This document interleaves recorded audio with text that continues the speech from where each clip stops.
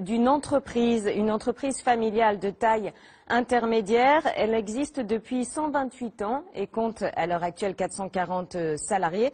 Sa spécialité, la production de plantes aromatiques. Comment envisage-t-elle ces investissements? Franchit-elle le pas ou non? On voit ça avec Sophie Piard et Samuel Guibaud. Les pâquerettes sont déjà là, mais les herbes aromatiques sommeillent encore dans les champs de Milly-la-Forêt. Emeline Tessier crée celles qui seront demain dans nos assiettes. La nature fait que on est obligé d'attendre que la graine se forme, etc. Par exemple sur le basilic, une fois que j'ai fait mon petit croisement, il faut que j'attende à peu près 2 mois avant d'obtenir la graine. Ici, il faut sans cesse investir pour produire davantage et s'adapter à un marché international. Darégal réalise 70% de son chiffre d'affaires à l'export. L'entreprise de Charles Darbonne pourrait bénéficier de certaines mesures annoncées ce matin. Mais ce patron n'a pas attendu le gouvernement pour déterminer ses investissements. Ça va être le marché mondial qui va nous dire, là on a une croissance à 6% en Asie, et il va falloir qu'on investisse plus pour s'occuper du marché asiatique.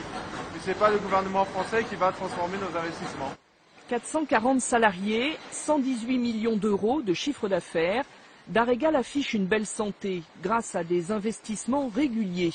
En moyenne, 2,5 millions chaque année. Une bonne part va dans ces machines qui doivent suivre les dernières normes sanitaires. C'est vachement bon ça. Et c'est grâce à un secteur majeur, la recherche et le développement. Pour inventer ces sauces, il a fallu des heures de réflexion et de tests, mais aussi un investissement en temps imprévu. Le gouvernement a changé tout ce qu'on devait écrire sur les packaging. Tout ça, ça demande du travail.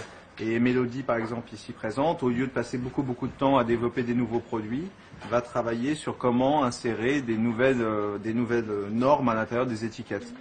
Pour commercialiser ces nouvelles saveurs, la société va investir 6 millions d'euros dans une autre ligne de fabrication.